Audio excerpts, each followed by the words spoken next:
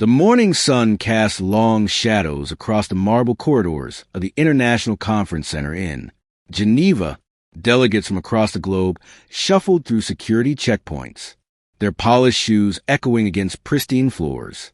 Among them walked a figure who stood apart, not in expensive tailored suits, but in the simple, military fadings that have become synonymous with Africa's new generation of leaders. Captain Ibrahim Traoré moved with quiet confidence, his presence commanding respect without demanding it. The whispers followed him. That's the one who kicked out the French. Burkina Faso's revolutionary, the youngest leader who dared to say no. Inside the Grand Assembly Hall, flags of nations hung like silent witnesses to decades of diplomatic theater. The air conditioning hummed steadily, a stark contrast to the sweltering heat of Ouagadougou, where Troas people waited for news of this crucial summit. Cameramen adjusted their lenses, sensing that today would be different. The agenda spoke of economic partnerships and security cooperation, but everyone knew this was about power, who held it, who wanted it, and who was ready to fight for it. Tro took his seat in the section marked African Union, his hands folded calmly on the mahogany table before him. The conference moderator, a Swiss diplomat with silver hair and wire-rimmed glasses, cleared his throat nervously. He had hosted countless summits, but today felt charged with unusual tension. Donald Trump's delegation had arrived with their typical fanfare, black SUVs, armed security, and an air of superiority that seemed to fill every room they entered. The former president, now back in power, sat at the head, occasionally gesturing to his advisors, while I and the young African captain with obvious curiosity. Today we discuss the future of global partnerships, the moderator announced, his voice slightly trembling. As Tro rose to address the assembly, the hall fell silent except for the soft whir of cameras. He had traveled 6,000 miles, not as a supplicant, seeking aid, but as a leader demanding respect. His speech notes lay untouched. Before him, he would speak from the heart, as he always did to his people back home. The weight of 22 million Burkina rested on his shoulders, along with the hopes of an entire continent tired of being patronized. Distinguished delegates, he began, his voice carrying the strength of red African soil. I come before you not to beg, but to remind the world that Africa's time has come. Ibrahim Traoré had spoken for barely 2 minutes when the interruption came like a thunderclap. Young man, let me tell you something. Trump's voice boomed across the assembly hall, cutting through Troas' measured words about Burkina Faso's agricultural sovereignty. The cameras swiveled instantly toward the American president, their lenses capturing his familiar gesture, the pointed finger, the dismissive wave. Delegates shifted uncomfortably in their seats and used such brazen disrespect in diplomatic settings. The Swiss moderator's face flushed red as he fumbled with his gavel. Mr. President, if you could, please wait for the designated response time. But Trump was already leaning into his microphone, his voice drowning out the feeble protest. I've been doing deals longer than you've been alive, Captain, Trump continued, the word Captain dripping with condescension. The translator struggled to keep pace, her French and Arabic interpretations lagging behind Trump's rapid-fire English. Traoré remained standing at the podium, his expression unchanged, though those who knew him well could see the slight tightening around his eyes. In the press gallery, journalists frantically typed notes, sensing the beginning of a historic confrontation. African delegates exchanged glances, filled with a mixture of anger and anticipation. The Senegal's foreign minister shook her head slowly while the Nigerian representative gripped his pen so tightly it might snap. You want to talk about agriculture? I'll tell you about agriculture. Trump's voice rose another octave. His staff looked nervous, one advisor whispering urgently in his ear, but he brushed them off with characteristic impatience. The large screens around the hall showed split images. Trump gesticulating wildly on one side, Tro standing stone still on the other. Outside, protesters who had gathered in support of African sovereignty could hear the commotion through the building's thick walls.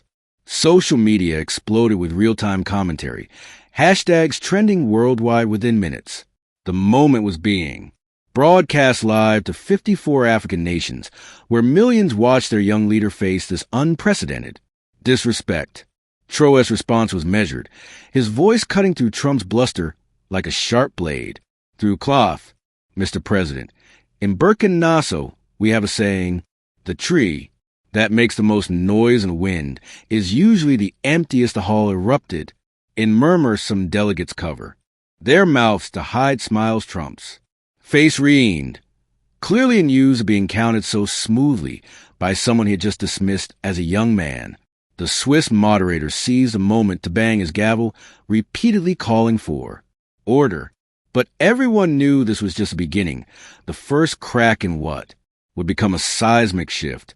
The world was witnessing something unprecedented, an African leader refusing to be bullied on the global stage.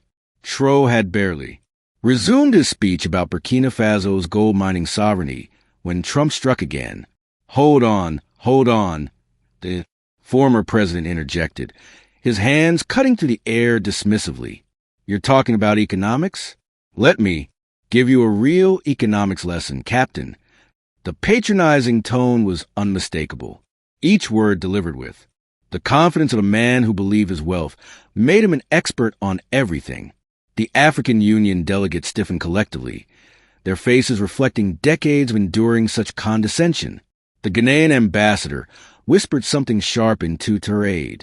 CNN's cameras zoomed in on Traoré's face, searching for any crack in his composure. Your little country's GDP is what? 12 billion. Trump continued, reading from notes his aide had hastily prepared. The number hung in the air like an insult, as if human dignity could be measured in dollar signs. I've made deals worth more than your entire economy in a single afternoon. His supporters in the American delegation nodded approvingly, while European delegates looked increasingly uncomfortable. The Burkina Faso foreign minister in the gallery clenched her fists, thinking of the children back home who went to bed, hungry while foreign corporations extracted their nation's wealth. The irony was palpable. A man whose country's debt exceeded $30 trillion, lecturing Africa about economics. Social media erupted with side-by-side comparisons of national debt figures. You need American investment, American technology, American expertise. Trump pressed on, his voice growing more animated, the word American punctuated, his sentences like drum beats, each repetition designed to emphasize dependency. Behind him, his economic advisor looked mortified, knowing that Burkina Faso had actually been reducing its foreign debt under Traoré's leadership. The young captain remained silent, allowing Trump to dig his own grave with each condescending word. In Ouagadougou, crowds gathered around radios and televisions, their anger building with each insult to their leader. The mood was shifting from curiosity to outrage across the continent. When Traoré finally spoke, his voice carried the weight of ancestral wisdom. Mr. President, wealth without dignity is poverty of the soul. The simple statement landed like a thunderbolt, causing several delegates to audibly gasp. Trump's mouth opened and closed like a fish out of water momentarily, stunned by the philosophical depth of the response. The Swiss moderator sensed the rising tension and called for a brief recess, but no one moved. The economic powerhouse of the world had just been schooled by a leader whose country's true wealth lay not in GDP figures, but in the unbreakable spirit of its people. The second round belonged to Africa. The recess had lasted only 10 minutes, but the atmosphere in the hall had grown electric with anticipation. As Traoré began speaking about Burkina Faso's right to choose its own security partners, Trump's patience visibly snapped. Security partners? He scoffed, leaning forward aggressively in his chair. You kicked out French peacekeepers, and now you're cozying up to Russians and Chinese. His voice carried the threatening undertone that had become his trademark in international relations. The mention of military intervention sent ripples of alarm through the African delegation. Pentagon officials in Trump's entourage exchanged knowing glances while the Russian ambassador's eyebrows raised with interest. Let me be very clear. Captain Trump continued, his finger jabbing the air like a weapon. The temperature in the room seemed to drop, as delegates recognized the familiar prelude to American military threats. We have interests in the Sahel, and we won't let some upstart colonel jeopardize regional stability. The word upstart echoed through the simultaneous translation systems, causing visible anger among African representatives. The Malian delegate stood up briefly before being urged back down by his aide. Outside the building African diaspora, protesters could sense the escalating tension through the building's walls. Al Jazeera's cameras captured every micro-expression broadcasting this David versus Goliath moment across the global south. AFRICOM exists for a reason, Trump declared, invoking the U.S. military command that many Africans viewed as a tool of neo-colonialism. His voice had taken on the tone he once used to threaten North Korea, completely inappropriate for diplomatic discourse. The Swiss moderator frantically gestured for security, fearing the situation might spiral beyond control. European delegates looked horrified at this public display of gunboat diplomacy. In a peace summit, the South African representative began taking urgent notes, knowing this moment would be referenced in countless UN General Assembly speeches. Social media exploded with clips of Trump's threats, hashtags like Africa won't be bullied trending globally within minutes. Traoré's response came with the calmness of a man who had faced real combat. Mr. President, threats reveal weakness, not strength. His voice carried across the silent hall like a sword cutting through fog. A sovereign nation chooses its path based on its people's interests, not foreign intimidation. Trump's face reamed as he realized his bullying tactics were backfiring spectacularly on the world stage. The young African leader had just turned a military threat into a moral victory. The third interruption had revealed more about American desperation than African defiance. Traoré had moved on to discussing Burkina Faso's mineral wealth. Sovereignty, when Trump's greed finally showed its naked face. Wait, he interrupted, his voice taking on the tone of a businessman closing a deal. You're sitting on gold mines, uranium deposits, and you want to negotiate like you're in charge. The audacity of the statement sent shock waves through the African delegation, many of whom represented countries that had suffered centuries of resource plunder. His economic advisor tried unsuccessfully to catch his attention, knowing this line of argument would backfire internationally. The Kingal's representative's face darkened, remembering the blood spilled over his nation's cobalt and diamonds. Camera operators zoomed in on the expressions of horror spreading across the assembly hall. Here's what we're going to do, Trump continued, completely oblivious to the diplomatic storm he was creating. American companies will develop your resources properly, create jobs, bring technology your people can't even imagine. Each word dripped with the arrogance of someone who viewed Africa as his personal extraction zone. The Nigerian oil minister stood up abruptly, his chair scraping loudly against the marble floor. Behind Trump, his Secretary of State buried his face in his hands, knowing they would spend weeks cleaning up this diplomatic disaster. The European Union representatives looked mortified, understanding that Trump was saying publicly what Western powers had whispered privately for decades. Social media erupted with comparisons to the Berlin Conference of 1884, when Europeans divided Africa without consulting a single African. We'll take 70%, you get 30%, and you should be grateful, Trump declared, his businessman instincts completely overriding any diplomatic sense. The percentage split hung in the air like a colonial proclamation, causing audible gasps from the gallery. Several African delegates began speaking angrily in their native languages, their interpreters struggling to keep pace with the rapid-fire condemnations. The South African mining minister pulled out her phone, already composing statements for the African Union. Emergency session that would surely follow. Protesters outside could hear the commotion through the buildings. Windows, their chants growing louder.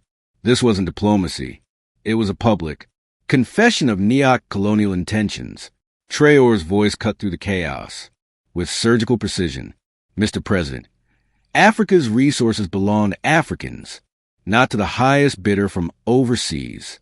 The statement was simple but revolutionary, challenging centuries of extraction-based relationships.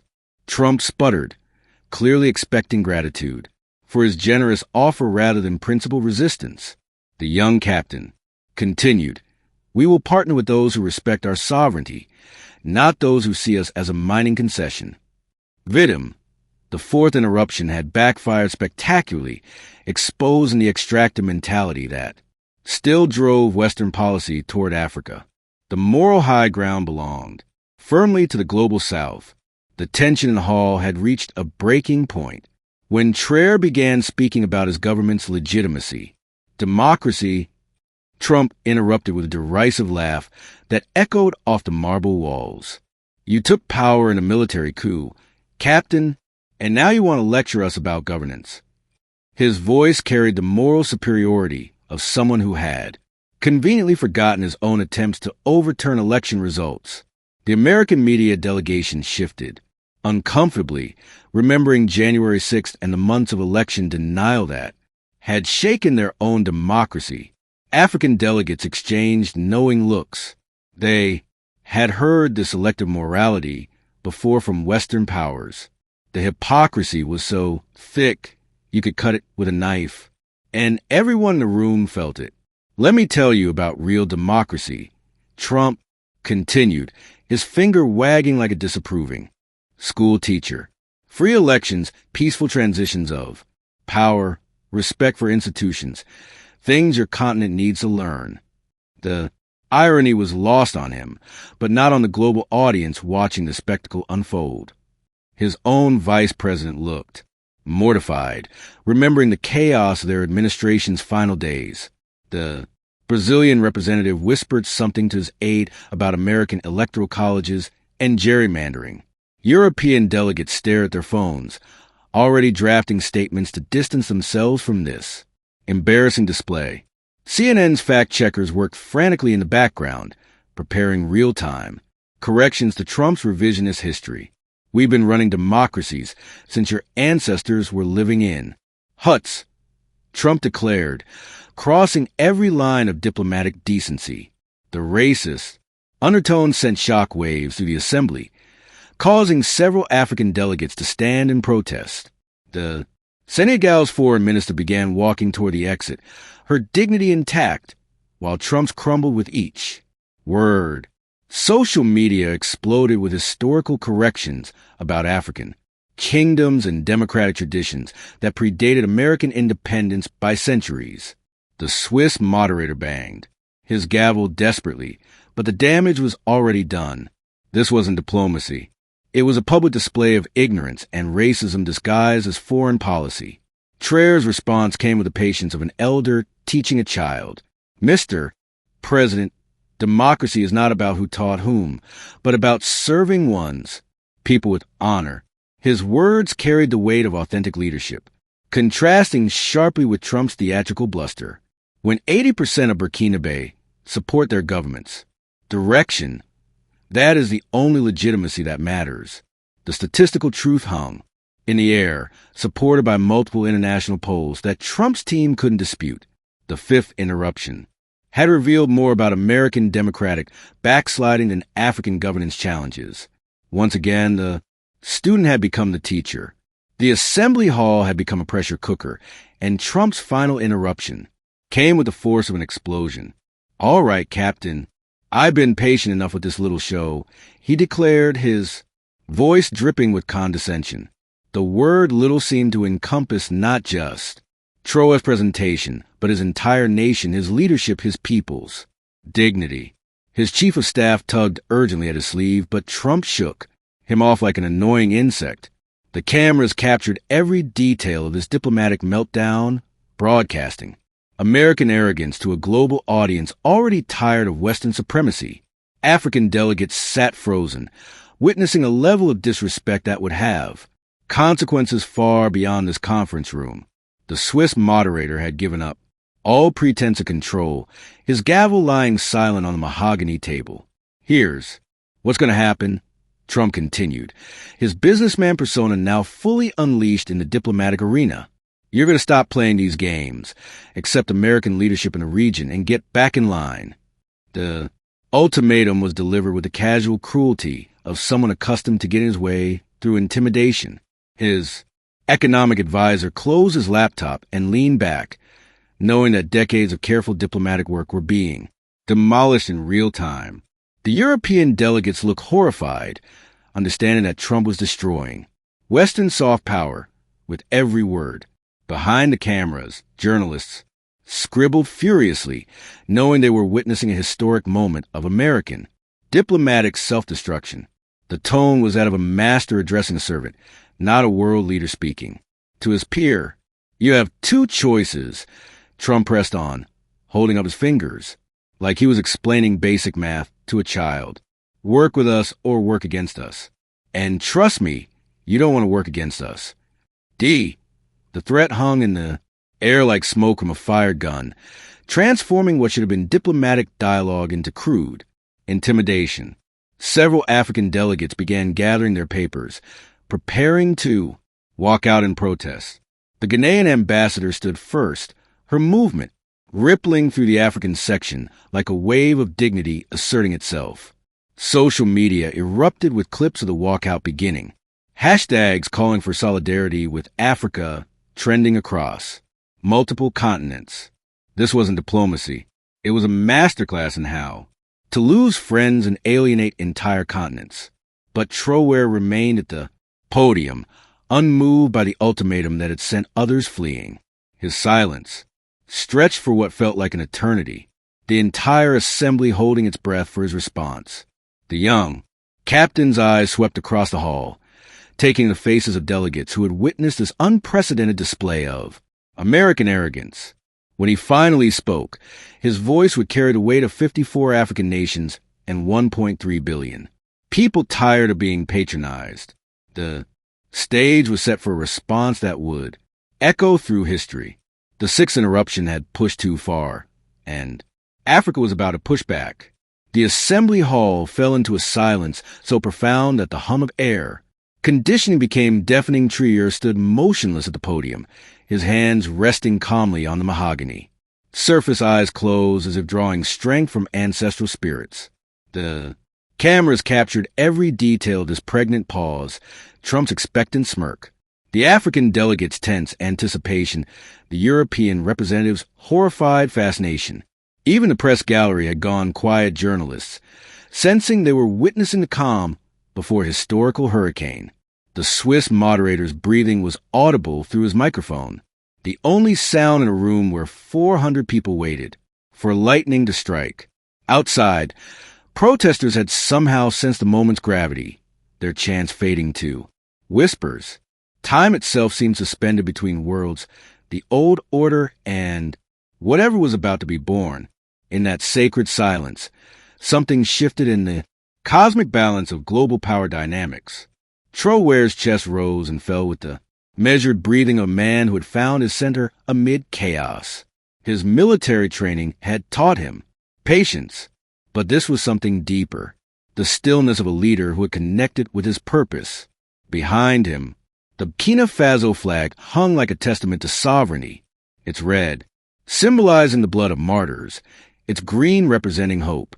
The other African flag seemed to lean forward, as if the entire continent was holding its breath. Delegates from the global south recognized this moment. They had seen it before in Gandhi's Salt March, in Mandela's defiance. In every instance, when dignity confronted power, the silence was pregnant with revolution. Trump's smirk began to fade as the seconds stretched into what felt like minutes. He had expected immediate capitulation, the usual African deference to Western ultimatums it had defined centuries of unequal relationships. Instead, he faced something he had never encountered, a leader completely unintimidated by his threats, unmoved by his bluster, unbowed by his arrogance. His advisors sensed a shift, their confident postures deflating as they realized their strategy was backfiring spectacularly. The Brazilian president leaned forward in his seat, recognizing the universal moment when the colonized finally say, "Enough." Social media had gone oddly quiet too, as if the entire digital world was holding its breath. Even Trump's Twitter fingers remained still, sensing that words might shatter something beautiful and terrible being born. When Traoré finally opened his eyes, they blazed with the fire of 1,000 suns over the Sahel. His gaze swept the assembly with the authority of someone who had found his voice and would never lose it again. The young captain who had entered this hall as a regional leader was about to emerge as something far greater, the voice of a continent tired of being silenced. In his homeland, radio stations had gone quiet, television broadcasters whispered, and mothers pulled their children close, somehow sensing that history was about to pivot on the words of their son. The storm was about to break, and nothing would ever be the same.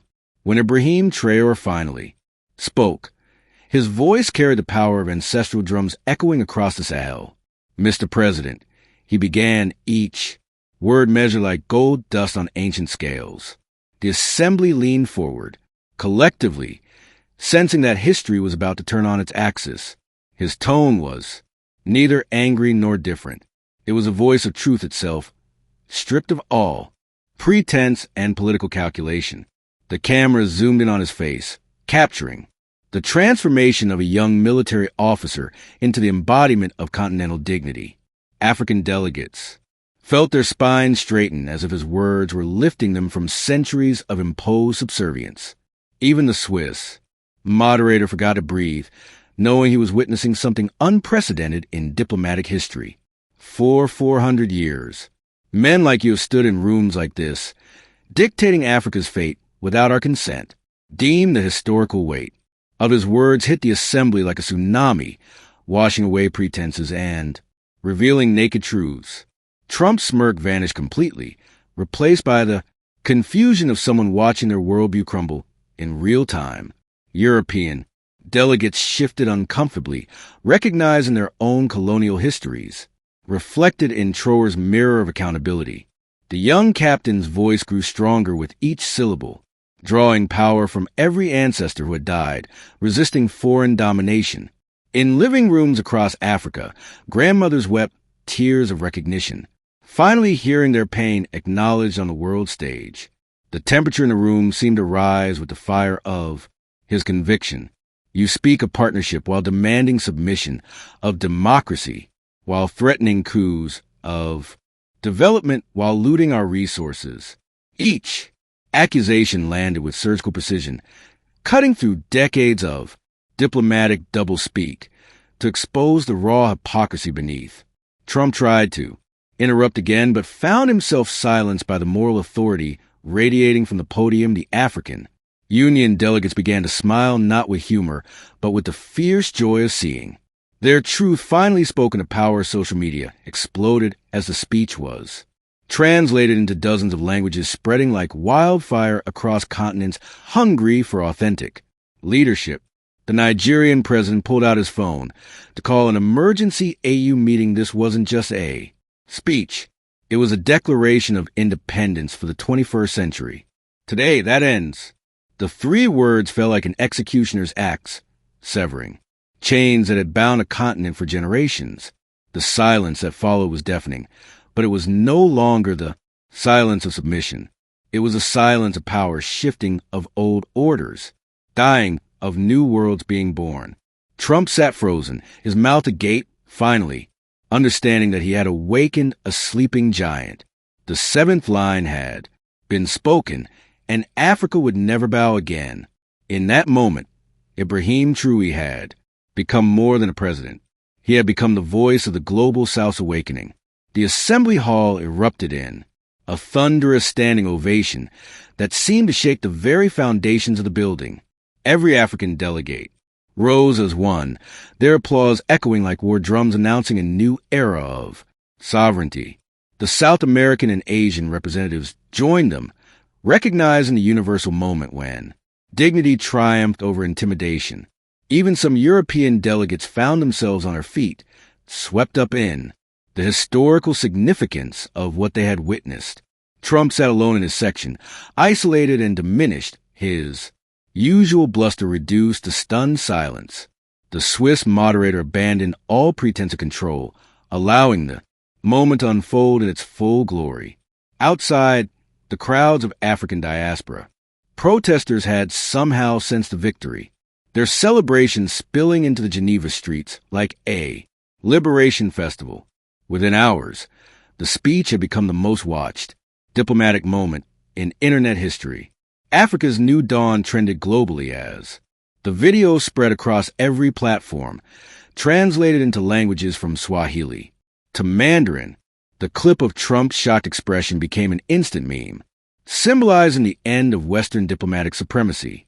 News anchors from Lagos to Nairobi could barely contain their emotion as they broadcast Traoré's words to audiences hungry for authentic African leadership. The African Union called an emergency session with 52 nations pledging unprecedented solidarity with Burkina Faso.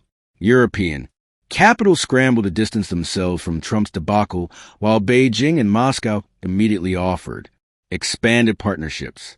The global South had found its voice and the world was listening.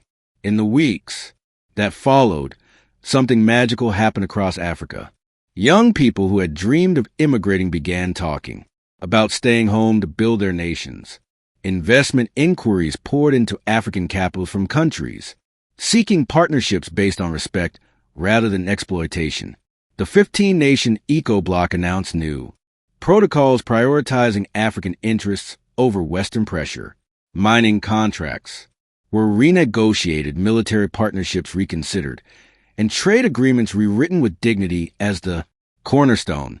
Trump's interruptions had inadvertently created the catalyst for Africa's economic independence.